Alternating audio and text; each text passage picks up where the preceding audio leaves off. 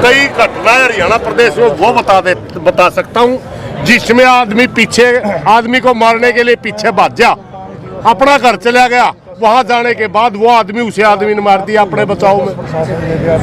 हत्या भी 302 जैसे मामले भी बरी होते हैं अपने बचाव में। अपने बचाव में आकर के अगर गांव वालों ने कोई उनके साथ थोड़ी बहुत गाली गलौच वगैरह भी कर दी, उसके ऊपर तो पर्चा दर्ज कर दिया। और जो कर्मचारी कानून को हाथ में लेकर के घर में कूद रहे, मीटर बाहर लगा हुआ है, घर में कूद रहे, 3 महीने से इस भाई का ट्रांसफार्मर नहीं दे रहे, एक टारगेट किलिंग थी। अगर इसको देखा जाए या टारगेट किलिंग थी, 3 महीने से बिजली के कर्मचारी इस भाई को तंग कर रहे थे। इसको कोई रास्ता नजर नहीं आया, दबाव में आकर के ये कदम उठाया। वैसे मैं पूरे प्रदेश के किसानों से हाथ जोड़ करके एक प्रार्थना करना चाहूंगा, आत्महत्या कोई सोल्यूशन नहीं है। अगर कोई बिजली का कर्मचारी या दूसरे महकमे का कोई कर्मचारी आपके साथ ज्यादती करता है, आपके साथ बदतमीजी करता है, तो हम यही हैं, हमारी भाइयों से प्रार्थना, हमारे से संपर्क करें, इस तरह का कदम ना उठाएं, क्योंकि लड़ना ही प्रजातंत्र में अभिव्यक्ति की आज़ादी के तहत लड़ना ही सबसे बड़ा रास्ता होता है। इसलिए इस तरह का कदम ना उठाएं। और प्रशासन से, सरकार से भी हमारी प्रार्थना है, कृपया बार बार ये चीजें ना दोहराएं, वरना समाज में अगर विस्फोट हो गया तो आपको लेने के देने पड़ जाएंगे। सर, आए दिन देखने को मिलता है बिजली वाले जब गांव में जाते हैं, उनके यही सुनने का तो गाली गलौज की है, जैसे दबलैंड का मामला लगा लो, मैंगलपुर का और अब धमतान का। और इनके हर उसमें डिपार्टमेंट में जो लेडीज कर्मचारी होते हैं, लेकिन लेडीज कर्मचारी साथ में नहीं लेकर जाते। इस पर आपकी क्या प्रतिक्रिया रही है? पहली बात तो मेरे एक बात समझ में नहीं आ रही,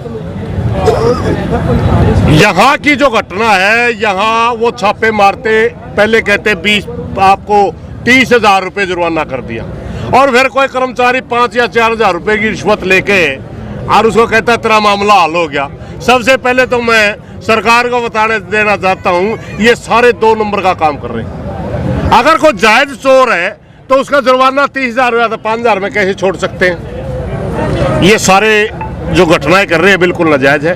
रही बात लेडीज कर्मचारी की, उसकी, आप कानून जब तोड़ोगे तो जनता में एग्रेसिव आएगा।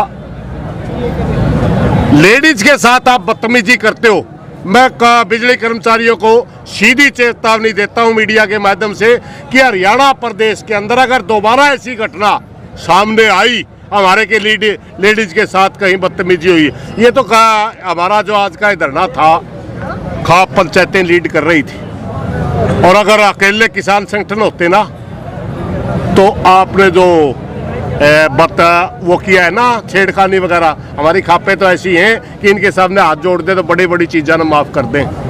हम किसी तरह का आपको माफ़ करने के मूड में नहीं होंगे।